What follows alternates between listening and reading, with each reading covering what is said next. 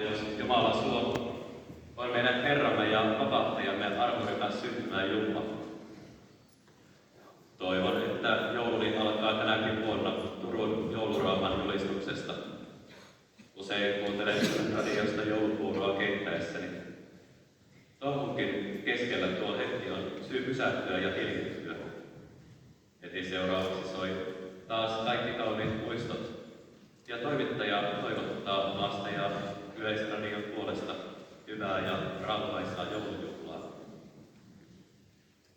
Niin paljon muistoja ja samanlaisena toistuvia tapoja ja perinteitä jouluun on kertynyt lapsuudesta lähtien jo vuosien varrella. Toisaalta aina joulun aikaan mieleeni palaavat myös erilaiset joulunvietot eteläisellä pallonpuoliskolla Angolassa, jolloin adventtiajan suuri lahja oli, jos satoi kunnolla vettä. Jos kivikovaksi kuivunut maa kasvoi ja ihmiset pääsivät kylvämään peltojaan uuden sadon toivossa. Vuosituhannen vaihteessa Shangalalassa rukoiltiin rauhaa ympäri vuoden ja Hoosiana kaikui koko adventin ajan. Jouluyönä koko kylän väki kokoontui kirkkoon jo ennen auringon nousua. Tänä vuonna joulun valmistautuessa mieleeni on levoton ja täynnä kysymyksiä. Eikä vain mielen, vaan maailma ympärillämme on kovin levoton ja täynnä ristiriitoja. Mitä minulle kuuluu ja meille yhdessä? Mikä on joulun viesti ja kuulenko se? Kaukaa kaikuvat enkelikuoron sanat. Kun Herran enkeli on saanut kerrottua joulun evankelionin pimeässä yössä valvoville paimenille, ilon julistukseen liittyy koko taivaallinen sotajoukko. Jumalaton kunnia korkeuksissa, maan päällä rauha ihmisillä, joita hän rakastaa. Kun enkelit julistavat rauhaa, mietin, onko se toteamus, maan päällä on rauha. Mihin se on kadonnut, jos sellaista on koskaan ollutkaan?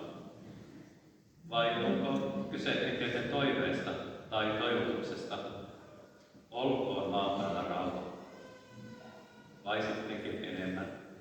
Onko kyse lupauksesta? Jumala itse, jolle kunnia kuuluu, antaa ihmiselle rauhan. Monet joululaulut ja virret toistavat enkelten ilmoittamaan Jumalan kunniaa. Nyt juhlimaan tulkaa, kaikuvat virret, enkeleiden kuoron, niihin me yhdymme riemuiten.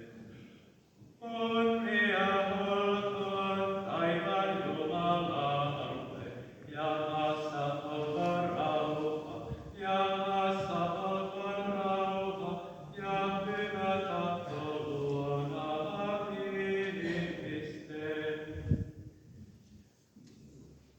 Uskon, että yhteinen toiveemme joulun alla ja muulloinkin on, että olisi rauha ja ihmisten kesken hyvää tahtoa. Ja onhan sitä, vaikkei aina siltä näytä. Ei rauha, ei joulurauhakaan, ole onneksi ihmisten hyvän tahtoisuuden varassa. Hyvä tahto, josta kaikki riippuu, on Jumalan hyvä tahto, eli rakkaus meitä ihmisiä kohtaan. Jumala on rakastanut maailmaa niin paljon, että hän antoi ainoan poikansa. Hän on meidän joululahjamme ja rauha.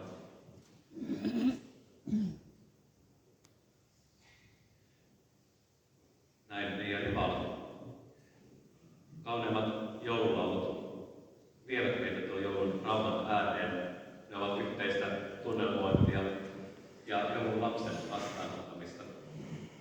Ja sitä olemme tänään jo monin lauluin tehneet. Lisäksi kyseessä on Suomen Lähetysseuran vuosittainen merkittävä hyväntekeväisyyskeräys maailman lasten hyväksi. Tänäänkin